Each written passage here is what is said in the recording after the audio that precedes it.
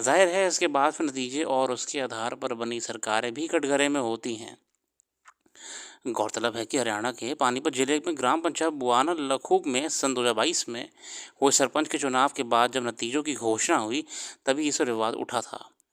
मामला तब जिला अदालत से होते हुए आखिर सुप्रीम कोर्ट तक पहुंचा। ऐसी शिकायतें अब तक शायद ही किसी अंजाम तक पहुंची हों, मगर इस मामले में शीर्ष अदालत ने फैसले पहली बार ईवीएम से चुनाव व मतगणना पर उठाने वाले सवालों को मजबूत आधार दिया है।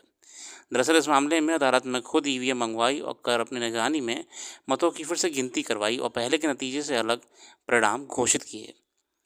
इसमें परिणाम पलट गया और पहले हार चुके प्रत्याशी को सरपंच बनाया गया। जाहिर है शीर्ष अदालत की इस कावियात के बाद अब ईवीएम के जरिए डाले गए मत और उसी गिनती से लेकर किसी प्रत्याशी की जीत हार की घोषणा तक की समूची प्रक्रिया की पारदर्शिता पर अगर सवाल उठते हैं तो उसमें बेमानी या निराधार घोषित कर पाना मुश्किल होगा।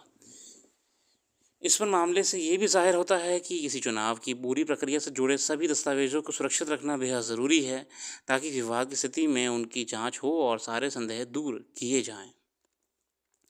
बिल्कुल, जो हाल ही में ये आपका राजस्थान से खबर आई, माननीय सर्वोच्च न्यायालय के आदेश के बाद नया सरपंच बनाया गया। सॉरी, हरियाणा से खबर जो आई थी, जो नया सरपंच बनाया गया, ये अपने आप में बहुत बड़ा प्रश्न चिन्ह खड़ा करता है चुनाव आयोग की प्रक्रियाओं के ऊपर, कि अगर ऐसा एक जगह हो रहा है क्योंकि एक ही मुकदमा सुप्रीम कोर्ट तक पहुंच पाया, तो पता नहीं कितनी जगहों पे ऐसा हो रहा होगा या नहीं हो रहा होगा। फिलहाल जो भी है, एक प्रश्न चिन्ह यहाँ पे खड़ा प्रक्रिया के ऊपर हो ही चुका है और इसके बाद भी जो वर्तमान में नेता विपक्ष द्वारा कई सवाल खड़े करे गए हैं, वो भी चिंताजनक हैं। कसौटी पर पुनरीक्षण संपादकीय में लोकतंत्र में चुनाव केवल सरकार चलाने की वैधता हासिल करना नहीं, बल्कि यह उस बुनियाद का प्रमुख स्तंभ है जिस पर देश या राज्य की पूरी व्यवस्था का दारोमदार टिका होता है। इस प्रक्रिया को स्वतंत्र और निष्पक्ष रूप से संपन्न कराने की जिम्मेदारी चुनाव आयोग पर है। बिहार में विधानसभा चुनावों से पहले हुए मतदाता सूची के विशेष गहन पुनरीक्षण को लेकर उठे सवालों का जवाब भी निश्चित रूप से चुनाव आयोग के पास ही है। मगर सवाल यह है कि क्या आयोग के जवाब से आमजन, सामाजिक संगठन और संबंधित राजनीतिक दल संतुष्ट हो पाए हैं?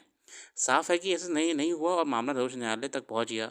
अब शीर्ष अदालत ने चुनाव आयोग को निर्देश दिया है कि वह एसआईआर के तहत मसौदा मतदाता सूची से हटाए जाए 65 लाख नामों को कारण सहित सार्वजनिक करें।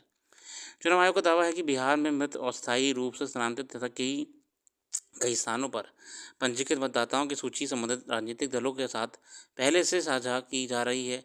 हालांकि विपक्षी दलों का आरोप है कि उन्हें आधी अधूरी जानकारी मुहैया कराई जा रही है। सवाल यह भी है कि अगर किसी मतदाता का नाम सूची से हटाया गया है और उसके पीछे क्या